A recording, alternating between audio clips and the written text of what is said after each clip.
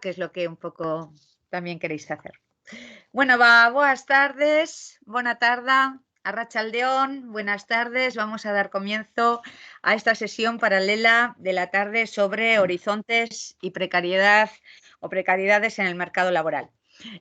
Vamos a tener 4 ponencias que se van a presentar de forma breve. Y cada ponente que participe va a tener 15 minutos para hacer la presentación.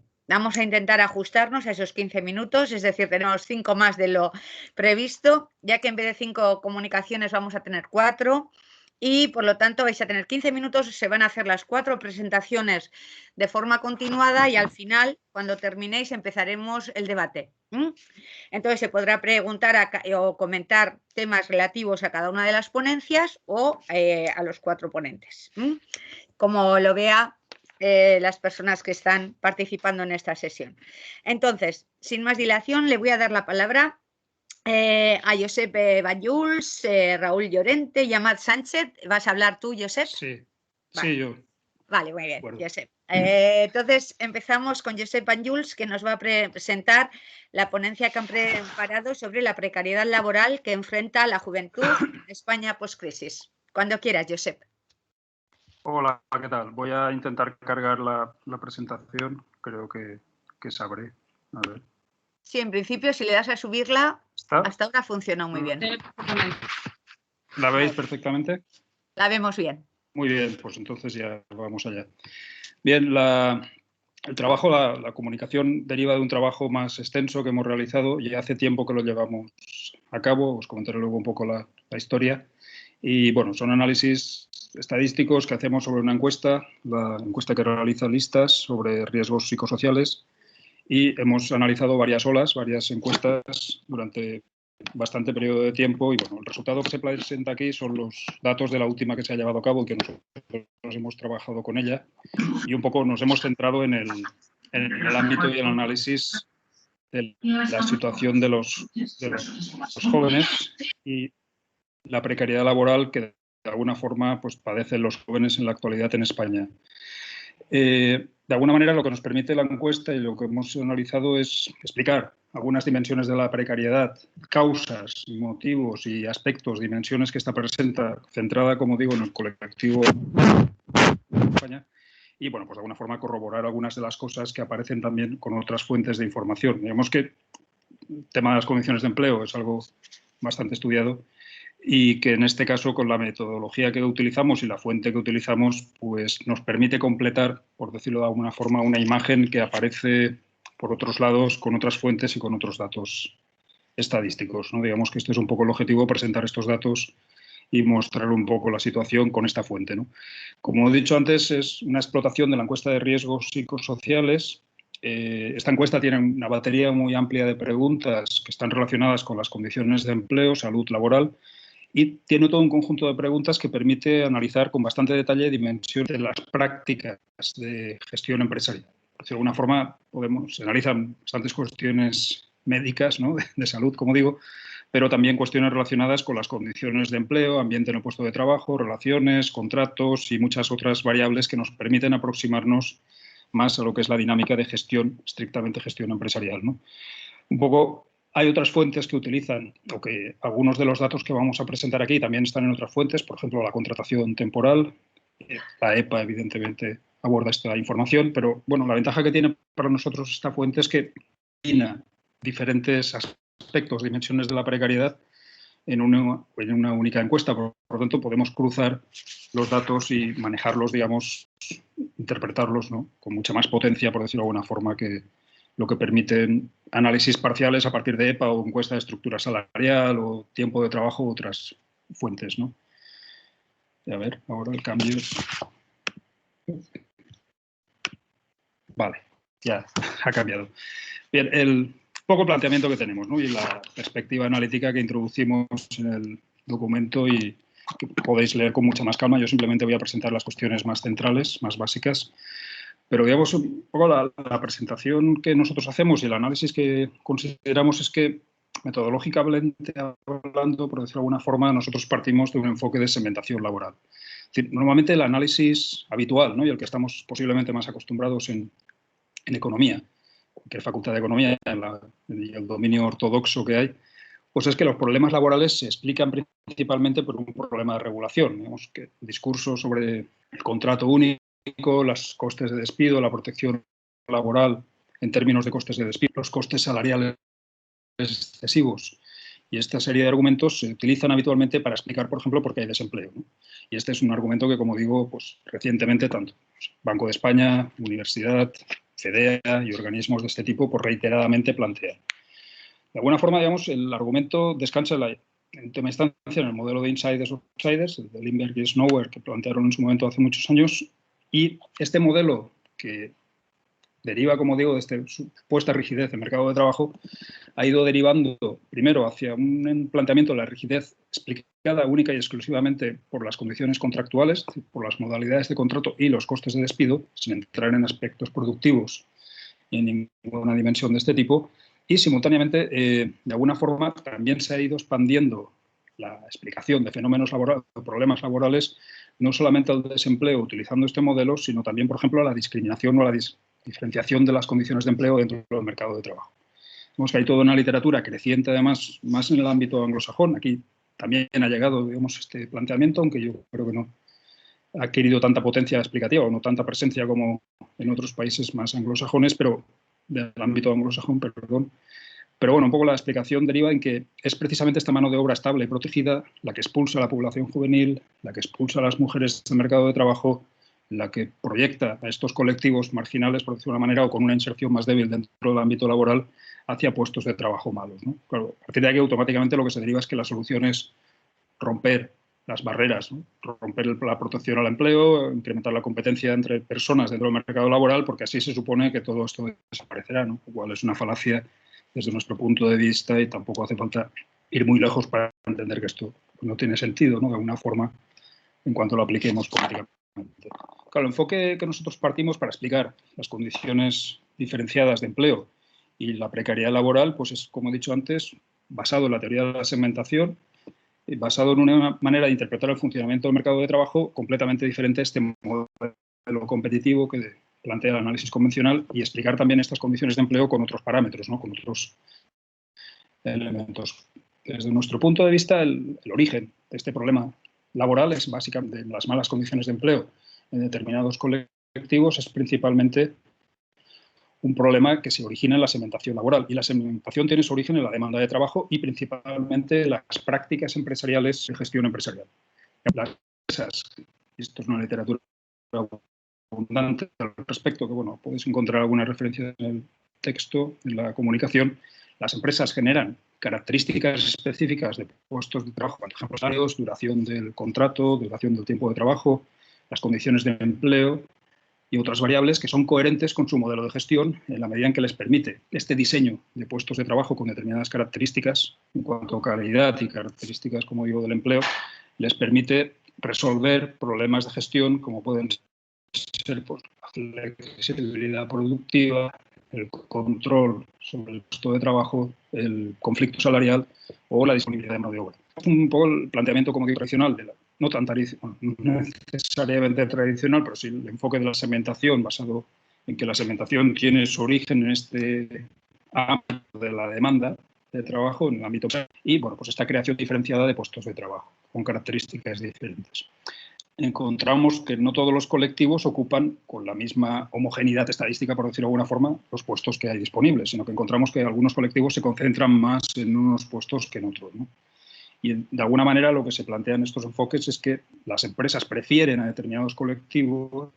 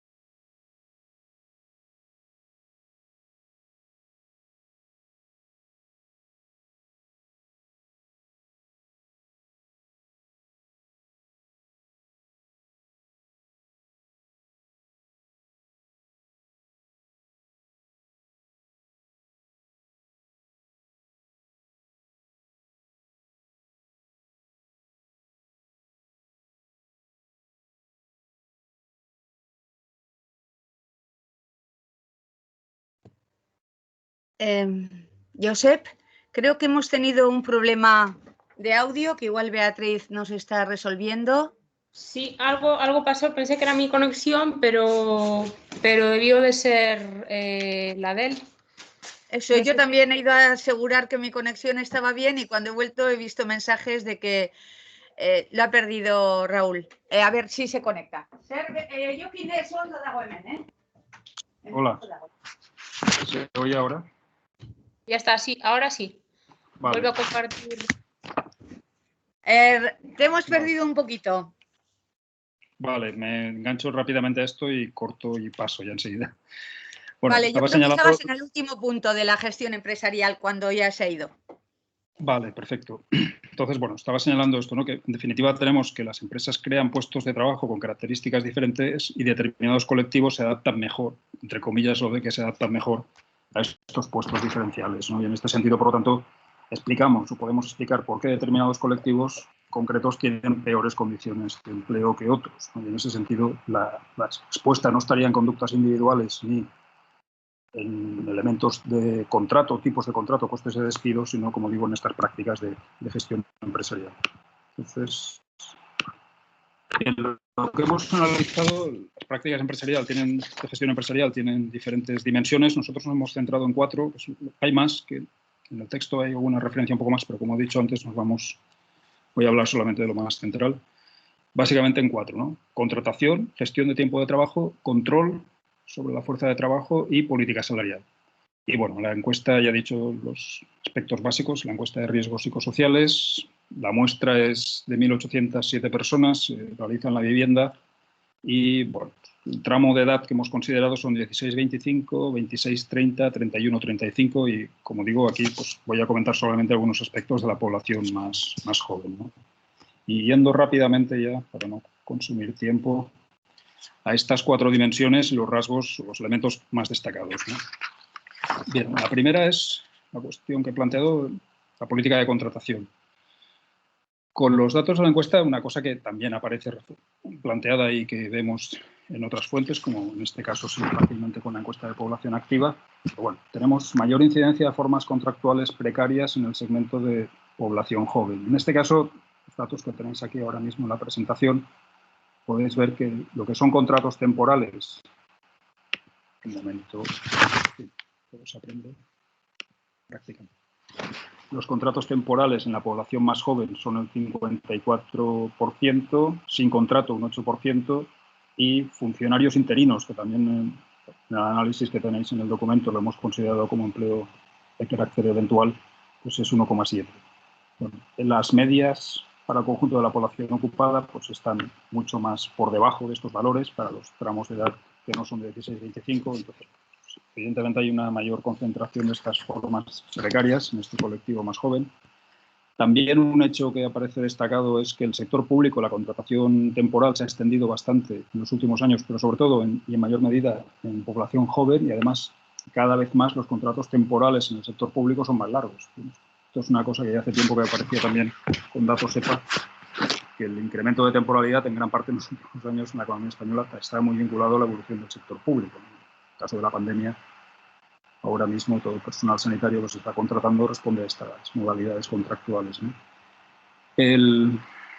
Los jóvenes tienen menor antigüedad, esta en la parte es obvia, pero cuando vemos la estabilidad contractual y la precariedad contractual y vemos el tiempo en la empresa, aún los que tienen contratos estables tienen mucha menos antigüedad, lleva mucho más tiempo, digamos, y en todas las preguntas que hay, que como digo, que solamente estoy centrando en lo más relevante, aparece claramente una mayor dificultad de consolidar posiciones laborales. Es un problema de que la inserción en el mundo del empleo es mucho más larga, mucho más inestable en un principio, pero además, aunque estemos en situaciones de estabilidad contractual, es mucho más complejo conseguir, digamos, una permanencia, una seguridad en ese puesto de trabajo, ¿no? Y bueno, esto de alguna forma también acaba generando esta precariedad laboral vital como norma entre población joven, ¿no? Además, hay otro hecho interesante e importante, y es que en este caso en los colectivos más jóvenes combinamos 2 elementos de precariedad, y es que a la temporalidad se le suma también el tiempo parcial, una elevada presencia de tiempo parcial. Tiempo de trabajo. Pues bueno, hemos separado de jornada estándar sería de 31 a 40 horas parcial, menos de 30 y elevada más de 40 horas, los casos extremos es donde más presencia de jóvenes hay. Es decir, trabajan muy poco, trabajan mucho, comparando con la media, ¿no? La jornada estándar es la menos habitual entre la población joven.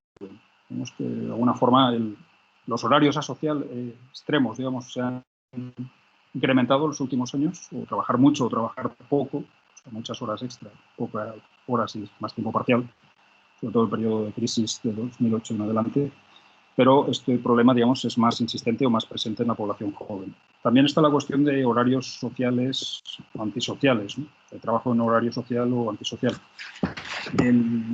La separación que hemos hecho, digamos, entre personas que tienen estabilidad contractual y personas que están en precariedad contractual y jornada de trabajo social o no, en los dos casos la población joven, tanto la que está con estabilidad contractual como la que no, tienen una mayor presencia, digamos, en los horarios antisociales, en las horas fines de semana, horarios variables, turnos y este tipo de situaciones, ¿no? Bueno, otro rasgo importante también es cada vez más elevada o mayor disponibilidad empresarial sobre el tiempo de trabajo. Las discrecionalidades en la asignación de turnos, de tiempos, de horarios, demás, cada vez es más frecuente y afectan más intensamente a jóvenes. No solamente a ellos, evidentemente, pero con más presencia juvenil. ¿Sí? Tema de control. Pues también lo hemos abordado y simplemente dos aspectos que creemos que son interesantes y que nos han llamado más la atención, ¿no? En contra del discurso, o muchas veces dominante, sobre todo en los medios de comunicación, muchas veces, digamos, las formas de control más tradicionales, que habitualmente se asocian con peores condiciones de empleo, control más directo, control más basado en amenaza, ¿no? Son más predominantes y predominan más en población joven. Pues, por ejemplo, una pregunta que se hacía es ¿con qué frecuencia está preocupado por si le despiden o no le renuevan el contrato? Esto, curiosamente, aparece muy marcado en población joven, mucho más que la media, pero también en población mayor. Entonces, bueno, ya tenemos unas situaciones diversas en función también de las características específicas, a veces sectoriales, pero bueno, en cualquier caso también es una cuestión que aparece claramente en las diferentes preguntas que se han hecho, digamos, de esta mayor presencia de formas de control más regresivas, ¿no? Esto ha ido empeorando y, bueno, hay también empresas con mecanismos más participativos que normalmente se asocian con mejores condiciones de empleo, pero la población joven participa mucho menos en estos mecanismos de participación, ¿no? De control más participativo. Y en cuanto a salarios, para ir ya concluyendo y no consumir más tiempo, pues bueno, básicamente hay, cual hemos planteado la pregunta, no es tanto el nivel salarial, bien se preguntaba, pero lo que consideramos más interesante un poco para mostrar esto es qué proporción de trabajadores a los que sus salarios les permite cubrir las necesidades básicas y los gastos imprevistos importantes. Habían bastantes, algunas veces o nunca, esta situación que es la peor, digamos, pues muchísimo más predominante entre los jóvenes, la media, el total es elevado, siendo total elevado es mucho peor, digamos, entre la población joven, ¿no? Digamos que una amplia extensión de salarios insuficientes para hacer frente a necesidades básicas y cada vez mayor, esto también contrastando las diferentes olas de la encuesta, pues mayor preocupación por la insuficiencia de ingresos, ¿no? No solamente entre los precarios, entre la mano de obra precaria, sino también entre la estable. Y ya, para acabar rápidamente, pues bueno, básicamente, como he dicho antes, hay otras fuentes que abordan estas cuestiones.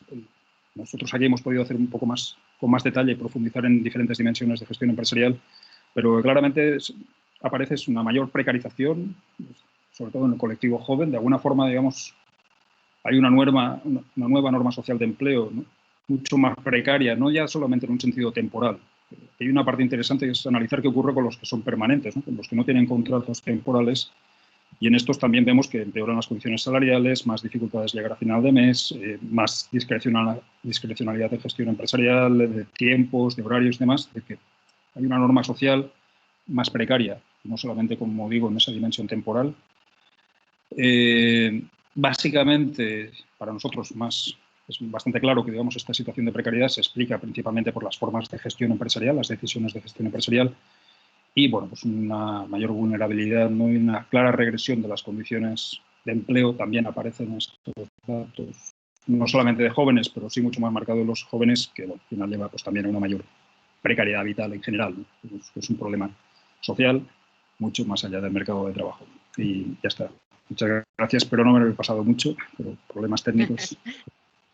Vale, muchas gracias, Josep. Muchas gracias. No te has pasado casi, porque además con esos 2 minutitos que hemos perdido ha quedado muy bien.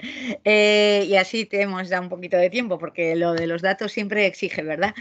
Vale, muy bien. Pues vamos a pasar a la ponencia de Joseba Permach, que se titula Terminator 4.0, robotización y trabajo. Joseba, cuando quieras, seguridad derecha. No sé si se ve ya la... No la has abierto todavía, no, se ve tu pantalla, pero hay que abrir el PDF de robotización. Lo tienes abierto en el escritorio, lo puedes subir más fácil. Ahí, listo. Sí, ¿verdad? Ahora sí. Vale, pues bueno, comentar en primer lugar que aunque estamos en unas jornadas de economía crítica, en este caso lo que voy a comentar con vosotros o lo que voy a analizar con vosotros es, o daros a conocer, una comunicación en torno a un análisis crítico del discurso y por lo tanto, bueno, obviamente voy a hablar de temas económicos, pero lo voy a hacer desde una visión de análisis crítico del discurso. Y en ese sentido, pues lo primero que me gustaría, o la primera reflexión que me gustaría poner,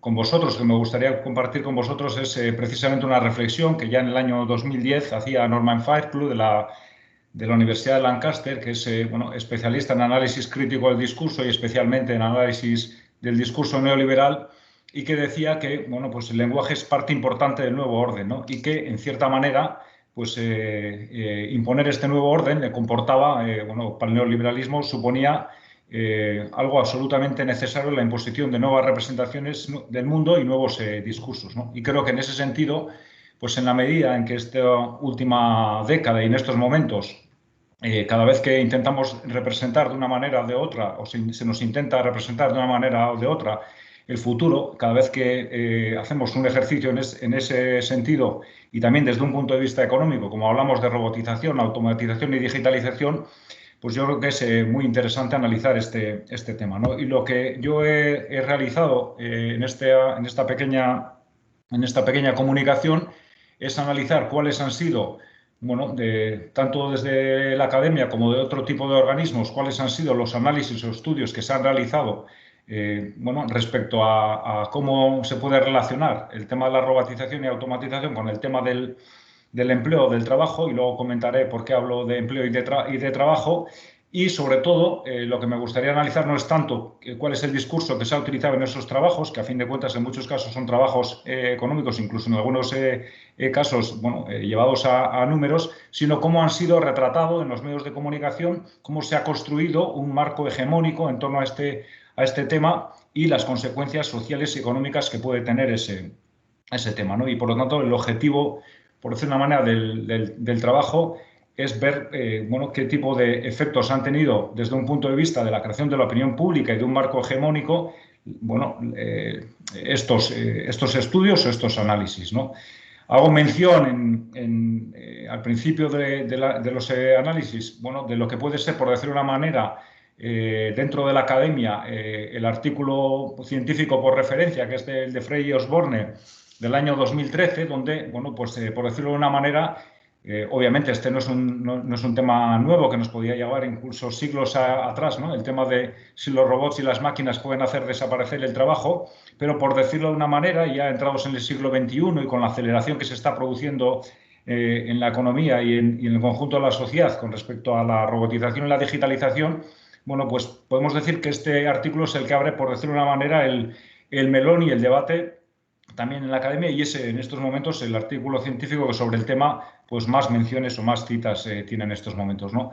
Bueno, este análisis concluía que el 47% de los empleos estaban en riesgo de ser automatizados, ¿no? Y obviamente, pues una vez que se hizo público este informe, no en la academia, sino a nivel público, pues la mayoría de los medios de comunicación hablaban de, como podéis ver aquí un titular, el 47% de los empleos están en alto riesgo de ser automatizado, o 1 de cada 2 empleos serán en el futuro reemplazados por robots o por máquinas, y ahí se puso en marcha, por decir de una manera, lo que luego yo he denominado Terminator 4.0, ¿no? Pero bueno, más allá de un estudio o más allá de un análisis hecho en la academia, hay que entender, o yo desde luego así lo veo, que a partir de la publicación de este trabajo se han multiplicado la publicación de análisis y de estudios en torno al tema, ¿no? Por ejemplo, en el año 2018, la OCDE hace público, precisamente utilizando la misma metodología que habían utilizado Frey y Osborne, que es una metodología en la que ellos analizan diferentes tareas y intentan calcular cuál es el porcentaje de esas tareas que puede ser automatizable, y lo que hizo en un extenso trabajo la OCDE, en un análisis de investigación, intentar calcular qué efecto podría tener eso en los diferentes Estados miembros de la OCDE, ¿no? A nivel global, la conclusión que sacaba el informe de la OCDE era que el 14% de los empleos tenían un alto riesgo de ser automatizados, y en este caso, aunque luego, como comentaré, ni Frey ni Osborne habían hablado de empleos, sino de tareas, la OCDE ya da un paso más allá y hace público que a nivel de la OCDE pues estaban en riesgo, o la automatización podía acabar con 66 millones de empleos, ¿no? Bueno, esto se produce en el año 2018, pero lo cierto es que este 2018 ya es el segundo, el que veis aquí, es el segundo informe del World Economic Forum, de lo que coloquialmente denominamos el foro de Davos, que desde el año 2016 ya hace un informe bianual sobre el tema, introduce el tema también en las reuniones anuales y, bueno, desde mi punto de vista, claramente tiene como objetivo pues, crear en la opinión pública un debate sobre el futuro del trabajo y las consecuencias que puede tener la robotización y la automatización, ¿no? Y en este caso, pues el informe del 2018 hablaba de que el 59% de los encuestados que contratan mano de obra pues había anunciado, en una encuesta que habían hecho con esas personas, anunciaba su intención de modificar sustancialmente su modo de producción, precisamente para contar con menos fuerza de trabajo y apostar más por la robotización y la digitalización. Bueno, hay que decir que además del trabajo, por ejemplo, que he comentado de Frey y Osborne en la academia, y un montón de trabajos que se hacen posteriormente en la academia en torno a esos primeros resultados, además de lo que he comentado del informe realizado por la OCDE, que lleva a que en los diferentes países donde se publica ese informe también se hable de ese tema, y de los informes que vi anualmente el Foro Económico Mundial también publica. En la comunicación hablo de los dos primeros, pero este año, en octubre de este año, también publicó el último, como he dicho, porque es bianual. Bueno, hay que decir que además de eso, pues un montón de think tanks y de empresas privadas han publicado en los últimos años un montón de informes y estudios, por llamarlos de alguna manera, diría yo, donde más allá, desde mi punto de vista, más allá de la calidad científica, lo único que importa es el efecto mediático que puedan obtener, ¿no? Y el efecto mediático siempre va en la misma dirección, y es presentar la automatización, la robotización y la digitalización como algo que viene a acabar con miles, por no decir millones, como veremos, de empleos, ¿no? Y pongo el ejemplo precisamente de la compañía McKinsey, uno de los informes que, si lo leemos su letra pequeña, pues desde luego da pie para entender las cosas de muy diferente manera, y sin embargo, pues luego, como veremos, los titulares que se generan detrás o después de estos informes son muy diferentes, ¿no? Hay que decir que el informe presentado por una compañía de estas características decía que solo el 5% o menos del 5% de las profesiones podían ser totalmente automatizadas. Y luego decía, claro, que cerca del 60% tiene por lo menos un 30% de actividades automatizadas, ¿no? Luego, claro, eso se puede, por decir una manera, titular diciendo que solo el 5% pueden ser sustituidas por robots o por máquinas, o se puede titular de otra manera, ¿no? O se puede hablar, como veremos, desde otra perspectiva, ¿no? Bueno, pues precisamente el informe de todos los que he leído y he estado trabajando, donde precisamente se menciona, vuelvo a repetir, que solo el 5% de las profesiones pueden ser en su totalidad automatizadas, es precisamente el informe que, llevado a los medios de comunicación, generó uno de los titulares más grandilocuentes, que fue precisamente, como veis aquí, el titular de la BBC, donde decía que, según este informe, iban a desaparecer 800 millones de puestos de trabajo para el año 2030, ¿no? Bueno, como vemos, se podía haber publicado, se podía haber titulado de muy otra manera, pero con todo esto, desde mi punto de vista, lo que se ha planteado desde que se publica en el año 2013 y desde que posteriormente tanto el Foro Económico Mundial como un montón de empresas y think tanks empiezan a publicar un montón de informes en esa dirección, y todos esos informes son publicados creando un marco hegemónico, que es el que he denominado Terminator 4.0, donde la revolución industrial 4.0 se nos presenta como algo que viene directamente a destruir los puestos de trabajo, ¿no?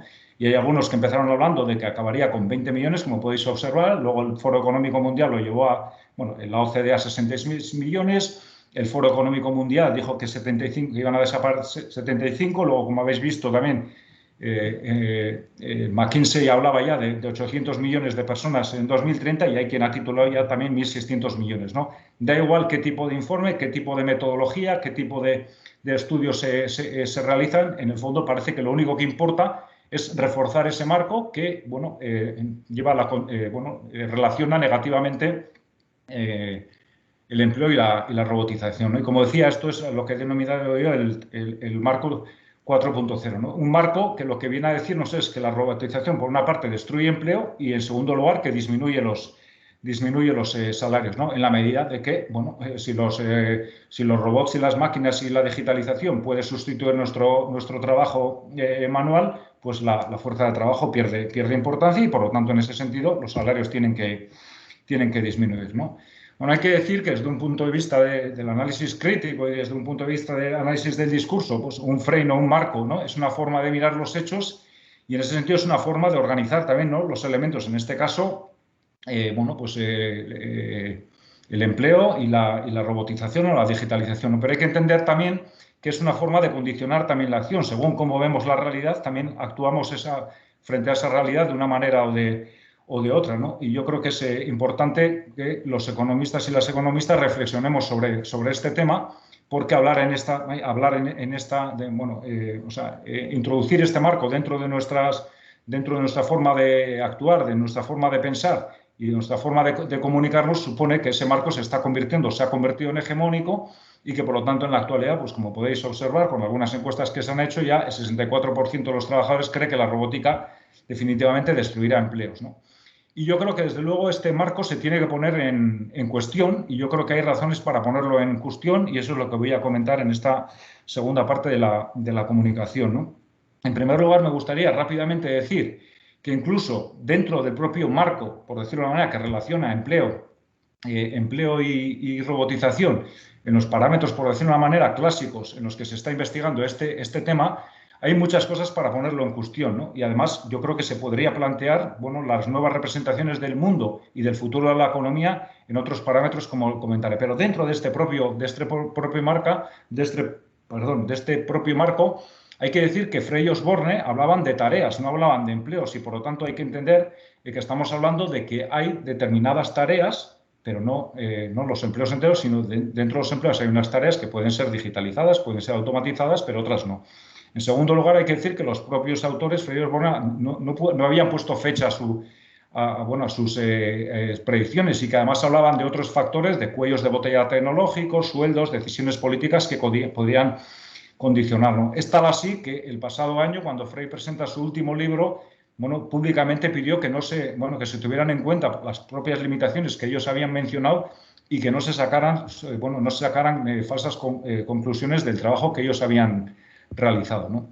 Por poner otro ejemplo que creo yo que puede poner en cuestión el marco hegemónico que relaciona inversamente robotización y empleo, creo que hay una serie de trabajo, un trabajo ya, o un grupo de trabajo que está analizando desde hace años el caso de Alemania, precisamente uno de los países donde mayor automatización y robotización hay en Europa, y hay que decir que según estos investigadores, no se puede concluir que la automatización y la robotización haya generado en su conjunto la desaparición de puestos de trabajo, ¿no? Lo que sí dice, por ejemplo, este trabajo, y no es un informe de un año concreto, sino que llevan años analizando este tema, lo que sí dicen es que en el caso de Alemania, por ejemplo, ha sido fundamental la participación de los trabajadores en las direcciones de empresa, de los trabajadores y de los sindicatos en las direcciones de de empresas para que esos procesos de robotización y automatización no generaran la desaparición de empleos, ¿no? Claro, de esto no se habla en los medios de comunicación hegemónicos y desde luego, como digo, son otras las noticias o otros los titulares y los marcos que se nos plantean, ¿no? Y para terminar con esta parte que digo que incluso dentro de estos propios análisis hay también bueno, trabajos como el de Acemoglu y Restrepo que están planteando que si hasta ahora los trabajos que habían hecho otros y que acabamos de mencionar otros autores eran los modelos estáticos donde se analizan, por decir una manera, las tareas que en estos momentos hay y por lo tanto la posibilidad de que esas tareas puedan ser automatizadas o robotizadas, ¿no? Bueno, ellos lo que plantean que tiene que ser unos procesos más dinámicos, más complejos y en la manera que son más dinámicos y más complejos lo que plantean es que la fuerza de trabajo puede tener una ventaja comparativa respecto a las máquinas y que en ese sentido los efectos no tienen por qué ser tan negativos, ¿no? Bueno, todos estos argumentos que acabo de mencionar, en mi opinión, ponen en evidencia que incluso pensando dentro de los marcos, por decir una manera, que se estaba planteando la relación entre empleo y trabajo, se puede cuestionar mucho bueno, el marco hegemónico que se está planteando de relacionar de forma inversa la robotización y el empleo y por lo tanto plantear directamente que la robotización va a acabar y va a generar la destrucción de un montón de empleos y que por lo tanto a la clase trabajadora lo único que le queda es disminuir sus salarios para poder competir, en este caso con los robots, ¿no? Bueno, yo creo que todos esos ejemplos que acabo de comentar, desde luego yo creo que son informes serios, análisis, investigaciones serias que lo ponen en cuestión y en algunos casos, como el de Alemania, bueno, estamos hablando de casos concretos y reales, ¿no? Pero es que creo que además en este caso habría que ser capaz o tendríamos que ser capaces también los economistas de plantear las cosas y de pensar de forma diferente y entender que también nosotros cómo hablamos y qué marcos planteamos pueden hacer las cosas, plantear las cosas de diferente manera, ¿no? Yo creo que si, por ejemplo, cuando he dicho anteriormente que si el informe de McKinsey, en vez de hacerse público diciendo que van a desaparecer 800 millones de puestos de trabajo, se hubiera titulado, por ejemplo, que solo el 5% de los empleos son totalmente sustituibles, yo creo que eso iría en favor bueno, del empleo y de la fuerza de trabajo, ¿no? Si se hubiera enmarcado o se hubiera titulado diciendo que se puede producir lo mismo trabajando la mitad, pues yo creo que también las consecuencias sociales y económicas de ello también sería muy diferente, ¿no? Y si por una vez se entendiera que han pasado 100 años desde que se decidiera la jornada de 8 horas y que por lo tanto, teniendo en cuenta el grande cambio tecnológico, pues que en estos momentos tendríamos que estar hablando más de la reducción de horas de trabajo y no tanto de la reducción de puestos de trabajo, pues creo que es posible hablar de otro marco, ¿no? Y para ir terminando, sí me gustaría decir que el tema de la robotización y la digitalización va muy unido a cómo proyectamos nosotros la economía del futuro o, por decirlo de una manera, cómo se proyecta desde un punto de vista del marco económico la economía del futuro, ¿no? Y yo creo que nosotros cuando repensamos o debiéramos de repensar el marco sobre la economía del futuro, tendríamos que dar cuenta que, obviamente, habrá mucho más robotización, digitalización, automatización, pero la economía del futuro tendrá que hacer frente a retos como el de que dentro de unos años la pirámide poblacional va a ser la que es y habrá muchísimas más personas envejecidas que tendrán necesidad de cuidados, ¿no? Y en ese sentido, pues cuando representamos la economía del futuro, creo que tendríamos que ser capaces, además de poner el marco de la robotización y la digitalización en otros parámetros, como decía, más de reparto del trabajo y más de reducción de horas de trabajo, creo que también la economía del futuro y los marcos sobre la economía del futuro tendrían que ir más dirigidos a poner en evidencia la necesidad o la importancia que van a tener la economía de los cuidados en el futuro, ¿no? Y creo que en definitiva ello, pues tanto la reducción de las horas de trabajo como la cualificación o darle importancia y reconocer la importancia que tienen los cuidados y van a tener en el futuro. Hay un informe, por ejemplo, de la OIT que habla de que se van a necesitar también millones de puestos de trabajo en ese sentido, en materia de cuidados, pero este tipo de trabajos, como digo, en el caso de la OIT, pues no obtienen los mismos titulares ni los mismos tratamientos por parte de la mayoría de los medios de comunicación y creo que es importante que a la hora de imaginar y de representar el futuro, pues seamos capaces de poner en cuestión los marcos hegemónicos y los titulares grandilocuentes que se están poniendo en los grandes medios de comunicación y repensar la economía, en primer lugar, para plantear y replantear el tema de por ejemplo, de relacionar la automatización y la robotización con la reducción de horas de trabajo o de días de trabajo, y también para introducir en el marco de la economía del futuro los cuidados que nos guste, bueno, nos gusta, ¿no? Y creo que nos tiene que gustar, va a ser un aspecto fundamental de la economía del futuro y del marco que entre todos tenemos no solo que implementar, sino desarrollar. Y eso sería por mi parte. No sé si me he extendido mucho. Un poquito, pero bueno, así ha quedado igual un poquito más claro. Pero sí, es que ricasco, Joseba. Ahora vamos a dar paso a la tercera comunicación de Daniel Albarracín, que bueno, también versa en torno a la tecnología y nos va a hablar del diseño social de la tecnología como debate y si vamos hacia esa cuarta revolución industrial. Daniel, cuando quieras. Buenas tardes, muchas gracias. La verdad es que he tenido mucha suerte después de esta comunicación de Joseba Permat, que, en fin, con la que estoy muy de acuerdo. Precisamente trata sobre las mismas temáticas que yo voy a tratar y, bueno, yo creo que van a ser dos aportaciones completamente, pues eso, complementarias, ¿no? Bueno, la idea, no sé si se me escucha bien, ¿sí? Sí, se te escucha bien. Perfecto. Bien, bueno, la idea es, la comunicación que yo he preparado tiene un propósito que no es otro que el reflexionar sobre el alcance y las implicaciones de lo que se ha venido a llamar la revolución digital, ¿no? Bueno, como la anterior comunicación ha señalado, ahí se ha presentado este tipo de fenómeno como entre la promesa y la amenaza, ¿no? Esto es una cuestión que yo creo que conviene estudiar detenidamente para saber las implicaciones y estudiarla debidamente, ¿no? Para no dejarse llevar por las emociones o por las impresiones, ¿no? Bueno, la idea es que hay que insertar el análisis de la robotización, bueno, pues en un contexto histórico, social, económico, y bueno, ver hasta qué punto llega esa robotización y ver cuáles son sus implicaciones en la acumulación capitalista, en el empleo, en la relación del trabajo y también señalar y advertir los límites técnicos, económicos, productivos y ecológicos a los que se enfrentan, ¿no? Yo creo que este es el punto de partida. Bien, en este sentido, yo me propongo discutir algunos excesos, ¿no?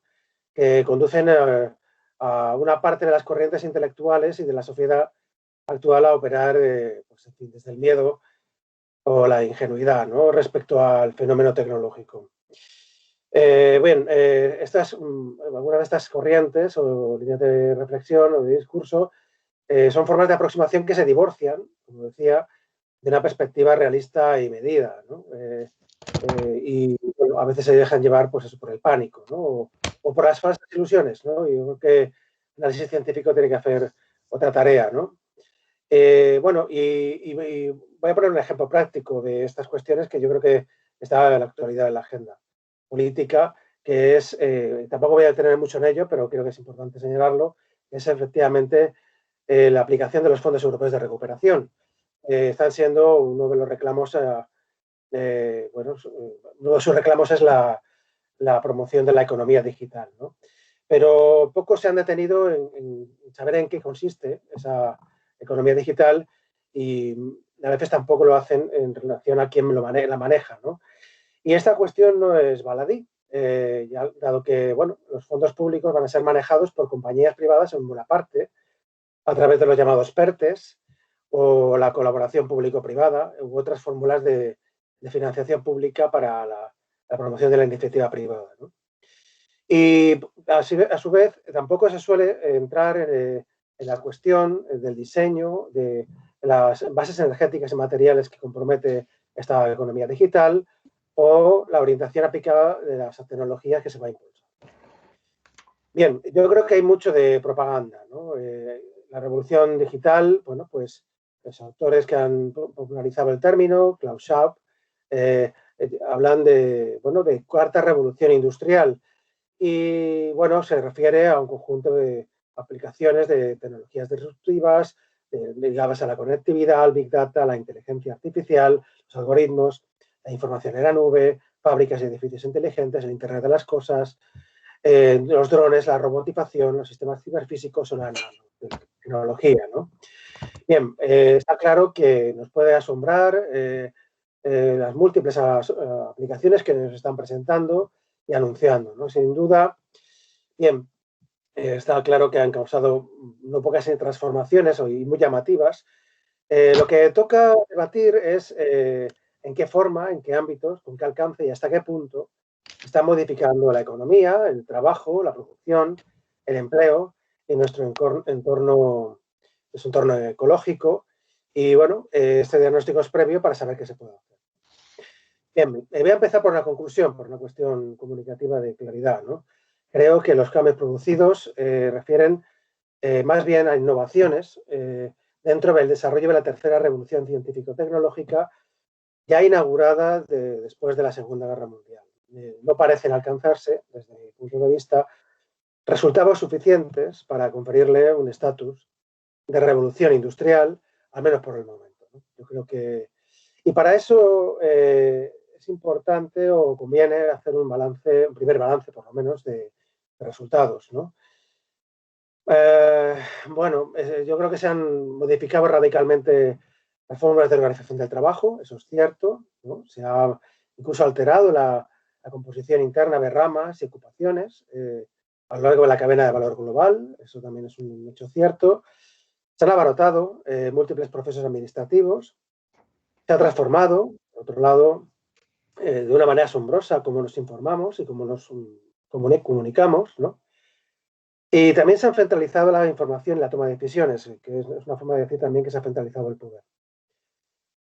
Bien, en relación a los aspectos materiales, me refiero al carácter productivo, el balance queda más bien más en entredicho, porque no solo por una evidencia que es la degradación socioambiental a la que estamos enfrentándonos, sino porque, salvo en el periodo, si hablamos de productividad, salvo el periodo 1990-2004, en la que se consiguió un crecimiento medio anual del 5% de la productividad, digamos que todas las tendencias fuera de este periodo es en relación a la productividad, que es un elemento clave, no ha hecho otra cosa más que estancarse, ¿no? O sea, decía en su día Robert Solow, parece que los ordenadores están en todos los lados menos en los indicadores de productividad, ¿no? Bien, está claro que se ha modificado nuestro modo de vida en muchos aspectos, ¿no? Pero creo que para explicar la dinámica capitalista tenemos que tener una mirada más amplia, mirar otros factores, porque, bueno, en principio, un elemento clave como es la productividad, como digo, a partir del año 2005, salvo en Corea del Sur hasta 2008, no se ha conseguido grandes cosas, no es un elemento fundamental, ¿no? Para la dinámica de acumulación. Y yo creo que hay que entrar en una reflexión teórica que son los determinantes de cómo se producen las revoluciones industriales para ver si estamos ante una cosa de este calibre, ¿no? Fue en su día David Dixon que nos advertía que para explicar el diseño, la forma aplicada, los usos de la tecnología, tenemos que tener en cuenta el contexto sociopolítico, ¿no? Y también las reglas socioeconómicas que definen la dinámica económica y cómo se asignan los recursos, ¿no? Otro autor, otro economista belga, Ernest Mandel, entre otros, ya apuntaba la secuencia real de las revoluciones industriales y lo hacía desde una perspectiva de largo plazo, bajo el modelo de ondas largas, ¿no? Este economista planteaba una secuencia, refería a la investigación fundamental, que es un largo proceso, que sigue un reguero de ensayos y de avances lentos, a la que sucede pues, un conjunto de elementos, procesos de creación de patentes e inventos, y estos procesos, a su vez, tendrán, si acaso, en la aplicación productiva, en la inversión real, ¿no? Pero siempre que lo hacen, todos estos procesos están comprometidos por una lógica de rentabilidad y, bueno, aunque también hay otros fenómenos, como por ejemplo el papel de los estados o el desarrollo militar de la competencia por los mercados internacionales, ¿no? Pero todos están comprometidos en el medio y largo plazo por la lógica de la rentabilidad. Y yo creo que esto es otro aspecto clave, ¿no? Bien, ¿qué conclusiones nos trae a esto? Pues nos trae que, bueno, yo creo que las innovaciones tecnológicas pueden prolongar y aumentar los procesos de acumulación, pero desde el punto de vista histórico no causan o no son el elemento fundamental o explicativo clave para que se inaugure una nueva onda larga de acumulación en el largo plazo, ¿no? Más bien es al revés. Primero tiene que darse las condiciones de una onda larga de acumulación para que se den las condiciones de desarrollo de una revolución industrial. Bien, para que se apliquen y se generalicen innovaciones en la producción, se requiere de una serie de condiciones previas, entre otras, como ya he dicho, la elevación de la rentabilidad del capital. También hay otras, como la disponibilidad de mercados y, cómo no, una situación en la que haya una abundancia, una disponibilidad, una accesibilidad de materias primas que tengan características eficientes determinadas y que sean baratas, ¿no? Además, como está claro, los capitalistas tienen que animarse a invertir en estas tecnologías y no solamente tienen que estar desarrolladas y disponibles, sino, como digo, tienen que ser rentables y además que su puesta en marcha superen los costos de oportunidad que supone abandonar viejos modelos tecnológicos, ¿no? Bien, en la tercera revolución científico-tecnológica se abre paso después de la Segunda Guerra Mundial, en la cuarta onda larga de acumulación en el capitalismo, y se produjo no solamente porque hubiese un avance de conocimientos disponibles, que también fue necesario, sino sobre todo porque previamente se había producido un formidable ascenso, lo que en términos marxistas sería lo que se llama la tasa de explotación. El periodo de entreguerras y la propia Segunda Guerra Mundial propicia que, en aras de ganar la guerra, se aumenta la tasa de explotación del trabajo y además en el propio conflicto de la conflagración bélica produce una destrucción importante del aparato industrial. Bien, en este contexto es cuando se produce la elevación de la tasa de beneficio que da las condiciones para las nuevas inversiones tecnológicas. Bueno, no vamos a irnos tan atrás, vamos a volver a las innovaciones actuales y hablemos de la robotización y la automatización. Bien, algunos autores, como Gordon, por ejemplo, va a referir a que, bueno, la robotización, de la que tanto se ha hablado, y la automatización cuentan con no pocos límites productivos, en la que la rentabilidad puede ser uno de ellos, pero él habla de cuestiones de carácter también técnico, ¿no? A este respecto, varios sectores, digamos, no son susceptibles de una generalización de la robotización y hablará de algunos sectores como sector de servicios, muchos de ellos, muchas ramas del sector de servicios, de la construcción, de la logística, del transporte, tienen dificultades de generalización de la robotización. Además, buena parte de las innovaciones técnicas existentes tienen aplicaciones de carácter muy específico, muy sofisticado, pero muy específico que no permite de producciones a escala masiva, ¿no? Y por otro lado, hay que advertir que la robotización y la automatización, con ese cambio industrial que supondría, se enfrenta a severos límites biofísicos, como ya se ha advertido en la sesión de esta mañana y que seguramente más autores van a referir. Las tecnologías modernas requieren una gran industria pesada para su fabricación y necesitan infraestructuras básicas que son de una gran dimensión, que requieren una ingente extracción de materias primas y un consumo de energía fósil muy importante, que no está disponible y que, en fin, en un contexto además, como decimos, de superación de la carga del planeta, ya superada desde los años 80 del siglo pasado. Esto quiere decir que parece que poco practicable la generalización de esta robotización y automatización si no es además desaconsejable. Pero yo creo que lo que merece la pena referir también, en esta sesión dedicada al mundo laboral, es hablar del empleo, que como bien ha advertido Joseba, ha sido objeto de alarma, ¿no? Yo creo que ha propiciado muchas reflexiones tiene más que ver con el pánico que con la reflexión serena, ¿no?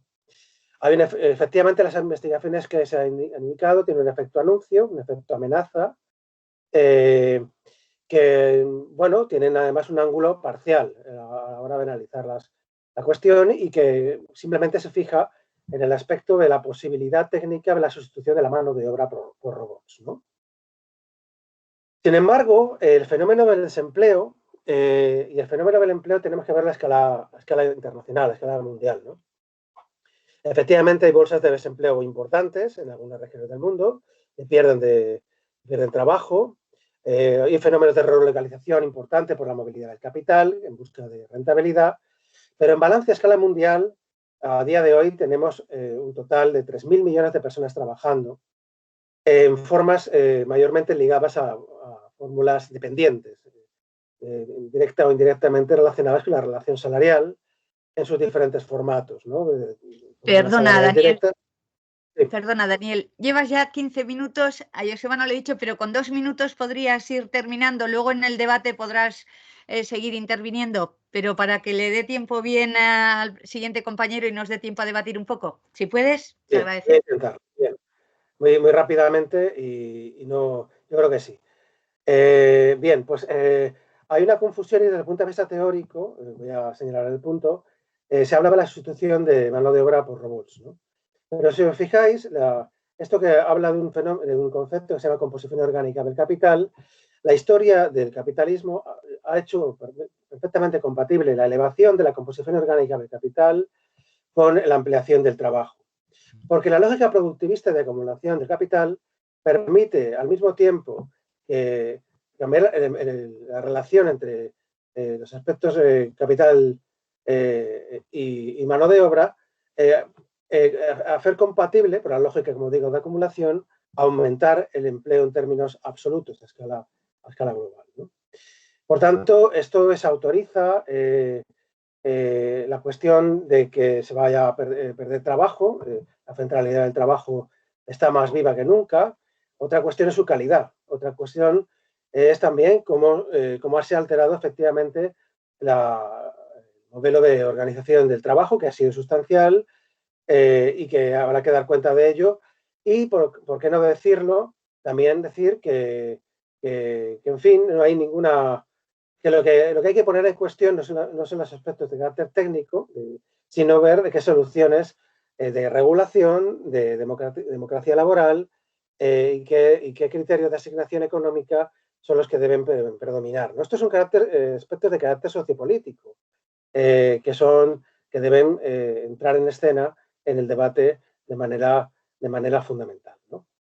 Bien, en este sentido, para terminar muy rápidamente, señalar que los retos a los que estamos enfrentándonos abordan dos aspectos que no son solamente técnicos, aunque también técnicos. Uno es el modelo de regulación laboral, el modelo laboral, el concepto, el alcance de la democracia en los espacios laborales y también el modelo productivo y tecnológico que exige introducir en la ecuación criterios que deben alejarse cada vez más del criterio de rentabilidad o de mercantilización.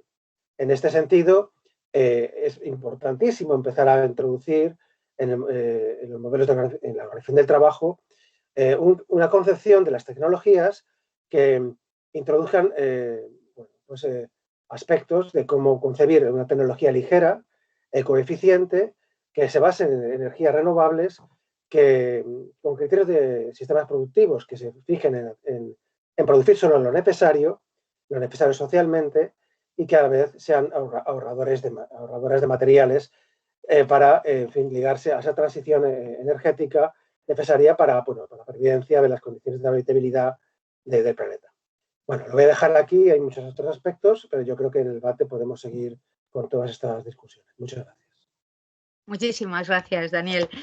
Sí, es verdad que hay muchas temáticas que estáis tocando con estas comunicaciones, pero bueno, la capacidad de síntesis es muy importante para que podamos tener la palabra, ¿verdad?, las diferentes personas que participamos. Entonces ya, sin más, le paso la palabra a Juan Carlos Espejo, que nos va a presentar una visión heterodoxa acerca de la enseñanza de las instituciones y resultados en el mercado laboral. Juan Carlos, cuando quieras.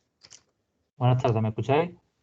Sí, te escuchamos. Sí, pues buenas tardes, compañeras y compañeros críticos. Yo soy Juan Carlos de Málaga y esta comunicación se origina en un TFG de grado de Economía de la Facultad de Económicas de Málaga. Que allí tenemos un grupo, un núcleo de economistas críticos asociados a la Asociación Estudiantes por una Economía Crítica, y tenemos 2 proyectos de innovación educativa y de ahí ya han salido varios TFGs críticos. Principalmente, el objetivo de la comunicación es poner de relieve problemas generalizados en el sistema universitario español en cuanto al tratamiento de las relaciones laborales en las aulas, en especial en la asignatura de Estructura Económica Española o Economía Española, donde está hegemonizado el uso del manual de García Delgado. Supongo que muchos lo conoceréis. Quisiera también hacer un ajuste de cuentas con la enseñanza recibida en la facultad, demasiado deudora, como sabemos, de pensamiento crítico, de pensamiento único. Bien, durante la carrera echamos falta tanto reflexión como análisis crítico. ¿Y por qué? Porque sabemos que existen diferentes escuelas, tanto en las ciencias sociales como en la economía, como en la estructura, y solamente estudiamos una. En especial en estructura económica es la originada en Juan Velarde y sus discípulos, personificado en García Delgado. A través de estos 2 manuales, que prácticamente es el mismo, abordan la cuestión del mercado de trabajo prácticamente con las mismas letras, lecciones de economía española y economía española, una introducción. Intentaré ser lo más conciso posible, y para entender más fácilmente la cuestión haré 2 aclaraciones previas. En primer lugar, como dice Santos Ruega, hay que hablar en términos, propone hablar en términos de relaciones laborales y no de mercado de trabajo, porque contribuye a mercantilizar la fuerza de trabajo, si hablamos de un mercado. Y en segundo lugar, dado que existe una relación asimétrica de poder dentro de las relaciones laborales, existe la figura de las instituciones laborales para intentar compensar. Las que son más conflictivas serán las objeto de estudio de esta comunicación, y para ser más didáctica la exposición, en primer lugar voy a mostrar la postura que tiene el manual, y en segundo lugar mis 10 principales aportaciones. Este libro, en el apartado de mercado de trabajo, pues ¿qué dice? Ya nos podemos imaginar lo que dice: a mayor regulación del mercado de trabajo, más rigidez, más dificultad para crear empleo. Y además califica a España como un país excesivamente proteccionista. Y en concreto, pues considera que disminuye la tasa de paro cuando los sindicatos tienen una actitud responsable, literalmente. Lo que quiere decir que no tienen una actitud responsable desde el punto de vista del fundamento de un sindicato. Luego también considera que tanto la protección al empleo como el salario mínimo crean rigideces y crean altas tasas de paro. Considera generosas, así lo califica hasta en 8 ocasiones, las prestaciones por desempleo, y justifica, ampara y autoriza la reforma laboral de 2012. No olvidemos que es el manual que se utiliza prácticamente en todas las facultades de economía de España. Mis aportaciones, pues en materia de negociación colectiva, aporto este estudio del TUI de 2010, que agrupa 2 tipos de países con mayor implicación de la fuerza de trabajo, tanto en la negociación colectiva como a nivel de sindicación, y otro que tiene menos. Pues bien, el primer grupo de países donde hay más alta afiliación, más alta cobertura de la negociación colectiva, hay más tasas de empleo, más inversión en I+D, más energías renovables, menos abandono escolar, más población con estudios superiores y menos riesgo de pobreza. En cuanto a la legislación de protección al empleo, menciono la figura del del despido colectivo, algo que prácticamente no se estudia. Es la columna 3 y la OCDE en este estudio de 2015 elabora un indicador que asocia con la probabilidad de ser despedido bajo este tipo de figuras. En la columna 2 habla de despido individual y lo confronta. Obviamente, un trabajador es más fácil que esté protegido bajo la figura del despido colectivo que bajo la individual. También en legislación de protección al empleo este gráfico es bastante revelador. En ACCISA muestra un índice de rigidez laboral elaborado por la OCDE y en ordenada la tasa de paro. Pues bien, España, que en el año 2012, que es cuando este estudio es el más alto, la tasa de paro más alto, pero sin embargo vemos que en cuanto al índice de rigidez laboral, Grecia, Portugal, Francia, México, Noruega, Eslovenia tienen más o menos el mismo índice de rigidez laboral, pero una tasa de paro prácticamente diametralmente opuesta. Noruega es el más bajo, España es el más alto, un abanico muy grande. En cuanto a la indemnización por despido, este estudio del FMI, paradójicamente, también hablo de los vaivenes que ha tenido el FMI en cuanto a la imposición de políticas. Empezó con el fundamentalismo de la austeridad y terminó pues estando que podemos ver en la fila 2 las reformas en las leyes de protección al empleo, columna 2, para las economías débiles, a corto plazo son perjudiciales y a medio plazo son muy perjudiciales. En cuanto al salario mínimo, muy en boga actualmente, no voy a detenerme mucho. España vemos que está en el grupo, digamos, central. Pues España no se caracteriza por tener un salario mínimo proteccionista, como decían los autores, y también vemos que grupos con mayores salarios mínimos tienen una calidad de unos indicadores pues bastante mejores a los de los países con menos salario mínimo. En cuanto al seguro por desempleo, cito este estudio, que básicamente lo que dice que el seguro por desempleo en España cubre al 60% de las personas. Ordenando la protección en los 27 países, ocupa el puesto 22. Es decir, que las prestaciones por desempleo no son generosas en comparación con los otros miembros seguramente sí lo sean con el chat, pero con nuestros vecinos no lo son. En cuanto a la intermediación del mercado de trabajo, un paréntesis, una especie de lucha contra la ETT, ya no se menciona. Y luego, simplemente comparar a España, que ocupa el penúltimo puesto en la ratio de desempleados por cada trabajador público, los servicios públicos de empleo. Cada trabajador en España, de media, en 2014, tenía a su cargo 269 desempleados, mientras que el que tiene una menor ratio, el Reino Unido, tenía 22, con lo cual el tiempo que dedica cada trabajador y el futuro, la esperanza de encontrar un mejor trabajo, pues varía.